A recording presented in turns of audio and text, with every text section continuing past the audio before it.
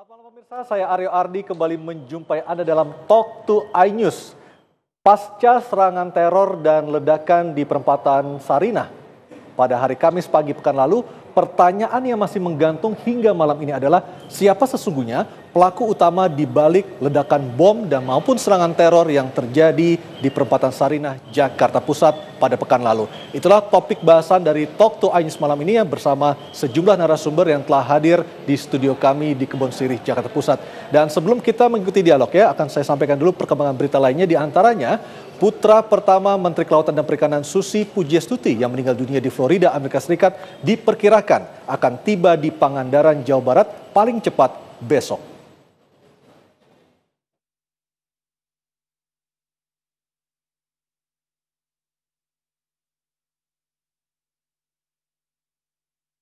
Putra kandung Susi dari suaminya Yoyo Yudi Suharyo yang bernama Panji Hilmansyah, usia 31 tahun meninggal dunia di Florida, Amerika Serikat.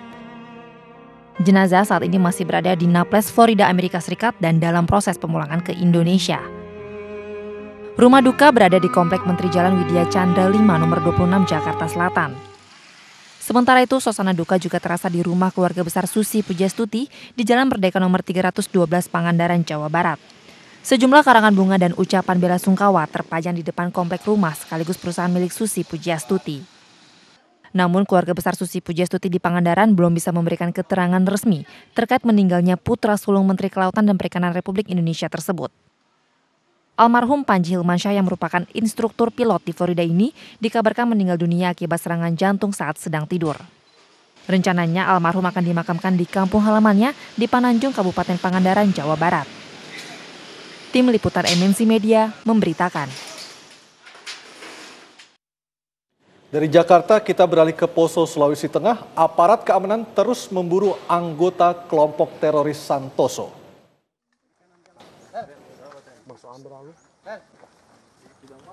Puluhan personel BRIMOB ini melakukan kegiatan patroli di kawasan perkebunan masyarakat yang berada di Desa Tonca, Kecamatan Poso, Pesisir Selatan, Kabupaten Poso, Sulawesi Tengah. Patroli sekaligus penyisiran di lokasi berjarak sekitar 2 km dari kaki Gunung Tineba yang pada 15 Januari 2015 silam menjadi lokasi baku tembak antara 60 personil gabungan TNI Polri dengan kelompok teroris.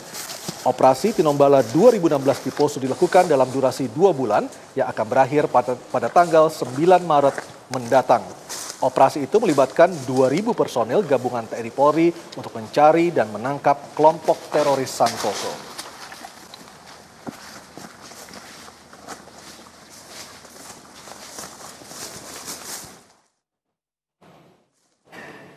Dan pemirsa, pasca ledakan yang terjadi di perempatan Sarinah, Jakarta Pusat pada Kamis pagi pekan lalu, hingga hari ini warga terus beramai-ramai mendatangi lokasi ledakan.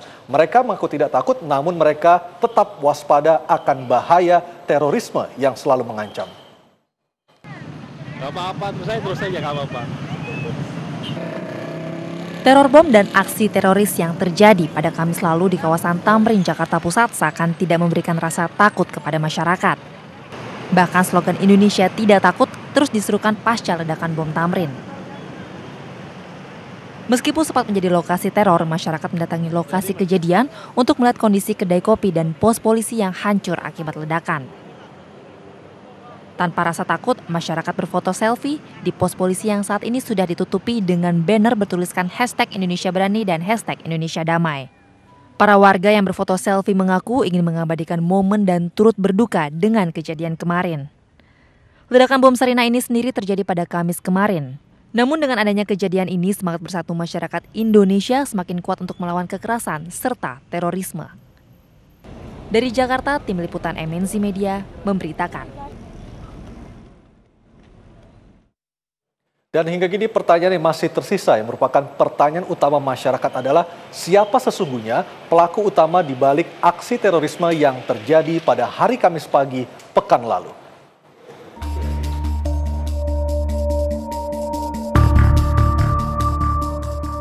Pasca ledakan bom dan aksi baku tembak pada Kamis lalu di kawasan Tamrin, Jakarta Pusat, pihak kepolisian masih terus melakukan penyelidikan.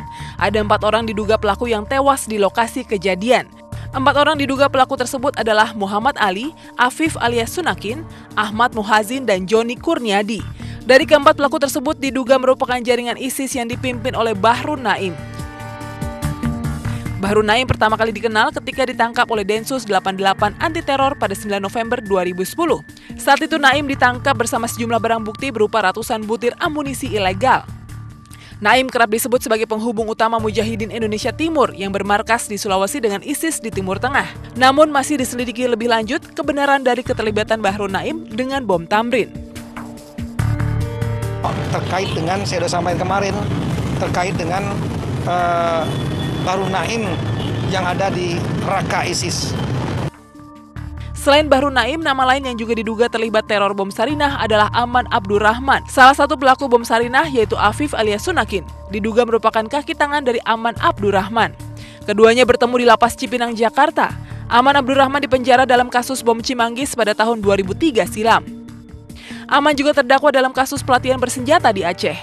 Dia divonis hukuman 9 tahun penjara oleh Majelis Hakim Pengadilan Negeri Jakarta Barat pada 20 Desember 2010.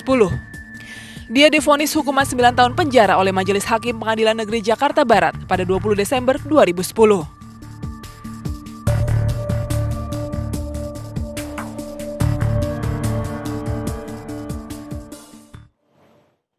Dan pemirsa, apa tanggapan masyarakat tentang kasus bom yang terjadi di jantung ibu kota Jakarta pada hari Kamis pagi pekan lalu?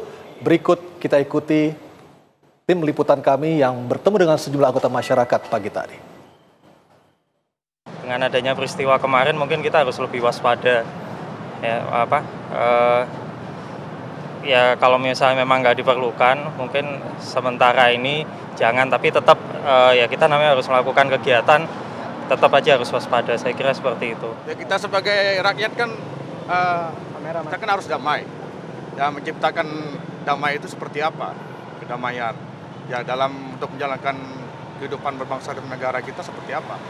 Sehingga kita mencapai tujuan gitu kan. Jangan aksi-aksi seperti ini kan bikin kita khawatir. Akhirnya dampak ekonomi nanti. Setidaknya kita harus hafal di luar kepala bagaimana caranya menghubungi polisi terdekat atau ambulans jika ada korban luka. Siapa sesungguhnya pelaku utama di balik serangan teroris yang terjadi pada Kamis pekan lalu di perempatan Sarinah, Tamrin, Jakarta Pusat? Untuk membahasnya telah hadir 3 orang tamu saya. Yang pertama adalah Pak Beni Mamoto, mantan penyidik kasus bom Bali 1. Selamat malam, Pak. Ada Mas Harits Abu Ulya, pengamat terorisme, dan Pak Irfan Idris, profesor dari Direktur Deradikalisasi BNPT. Selamat malam, Bapak-Bapak. Selamat malam, Mas Aryo. Saya ke Pak Haris dulu. Ya. Pak Haris, sebagai orang yang mengenal secara langsung sosok Bahrun Naim, apakah Anda yakin Bahrun Naim berada di balik serangan teror yang terjadi Kamis pekan lalu? Saya belum yakin ya dengan statement dari Pak Kapolda, demikian juga yang disampaikan Pak Kapolri. Alasannya apa, Mas Haris?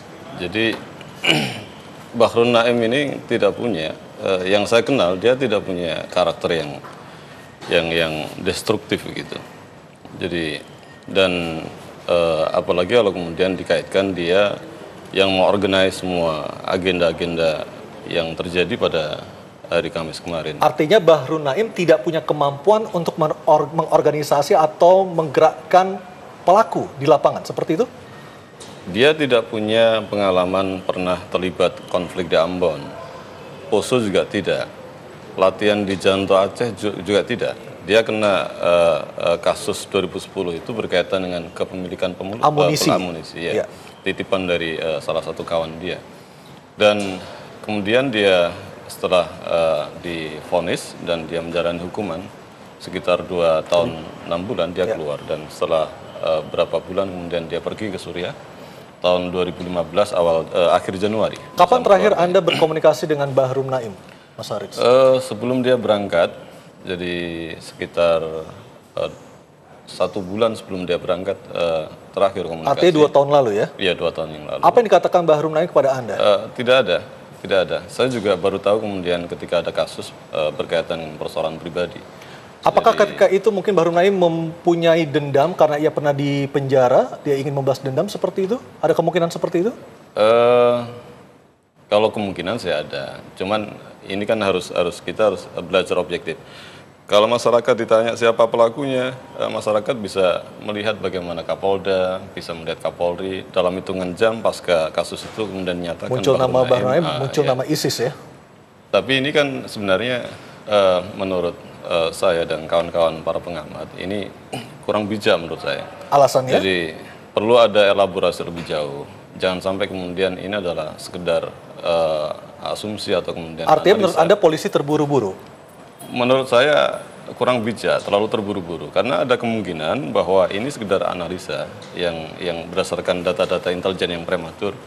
Jadi soalnya Bahru Naim ini sekarang ada di Suriah, dan kemudian orang yang dituduh ini juga tidak bisa kemudian dia membantah. Baik. Dan kalau kemudian yang menuduh, kalau bisa menghadirkan bukti yang bisa dipertanggungjawabkan, mungkin saya baru percaya. Misalkan sekarang kalau Bahru Naim tuduh dia mengendalikan, maka yang paling mungkin adalah hasil intersepsi antara Bahru Naim, jadi komunikasi dia dengan orang-orang di lapangan. Baik, bagaimana dengan bantahan dari itu? Bahru Naim yang katanya suara itu diakui sebagai suara Bahru Naim yang beredar hari ini? Kalau suara itu Bahru Naim? saya memang mengenal suara dia.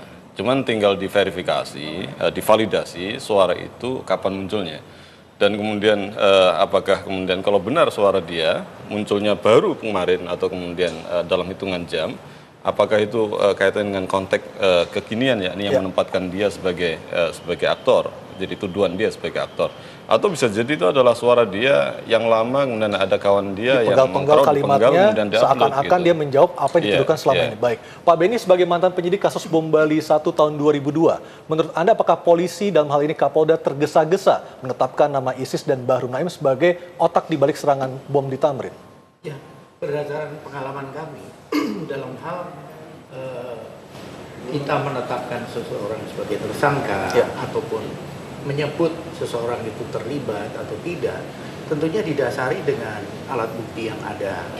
Dan kalau Pak Kapolda sudah menyatakan itu, tentunya sudah didukung dengan apakah kesaksian dari beberapa yang ditangkap sebelumnya, apakah itu dari komunikasi, apakah itu dari transfer uang dan sebagainya, sehingga kesimpulannya demikian. Tetapi nanti tentunya ini akan lebih konkret lagi ketika proses penyidikan ini berjalan, kemudian nanti ada alat bukti yang sudah disajikan di pengadilan. Nanti kita harus menunggu verifikasi dari Polda selanjutnya seperti apa, Pak Beni ya. Baik, Mas Haris, kalau Anda meragukan nama Bahru Naim, lalu siapa nama yang menurut Anda lebih mungkin berada sebagai aktor utama bom di Muhammad Husni Tamrin Kamis pekan lalu? Sejauh riset yang saya lakukan, sebenarnya ini adalah rencana sudah lama diinginkan oleh Afif. Sudah lama itu sejak kapan? Sejak dia masih dalam penjara. Jadi 2 tahun lalu, 3 tahun lalu? Dia baru keluar bulan Agustus 2015. 2015. Dan dia, saya lihat punya kesempatan konsolidasi 5 bulan untuk menyiapkan aksi itu. Tapi sebelum dia keluar, ketika dia di dalam, itu sudah ada pembicaraan atau indikasi-indikasi yang mengarah pada rencana aksi ini. Siapa lawan bicara Afif sehingga paham radikalisme itu tumbuh subur di dalam penjara? Afif itu punya orientasi yang keras dalam konteks teologi itu ketika dia bersentuhan dengan Aman Abdurrahman. Sebelum Aman Abdurrahman, yang kasus bom Cimanggis 2003 ya? Sebelum dia dipindah ke Nusa Kambangan. Dan ini interaksinya cukup intens. Bahkan yang jarang diketahui oleh publik, sekalipun Aman Abdurrahman ini ada di Nusa Kambangan, masih ada komunikasi melalui handphone. Jadi ini bisa kemudian melakukan kajian dengan di hall, mereka mendengarkan suaranya, ada hostnya dan sebagainya. Dan saya pikir ini nggak banyak orang tahu, tapi ini terjadi. Inilah fakta empirik yang terjadi dalam penjara. Sehingga dalam proses ideologisasinya, proses ideologisasi dengan memposisikan Aman sebagai referensi, itu makin mengendap pada diri seorang Afif gitu. Jadi sekalipun Afif ini sosoknya adalah orang yang tidak begitu dalam juga pengetahuan agama Islamnya.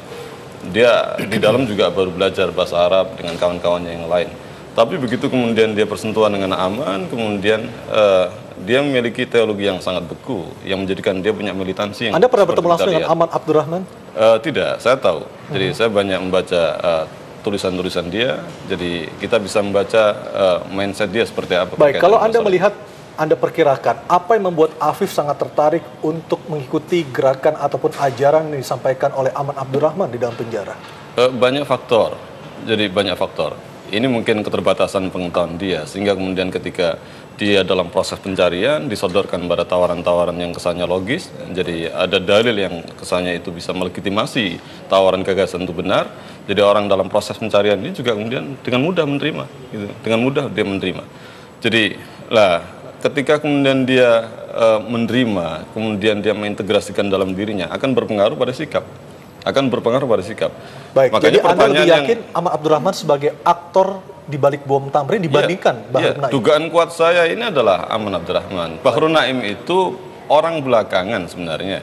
Jadi bukan orang di lingkaran inti ISIS, orang yang paling berpengaruh.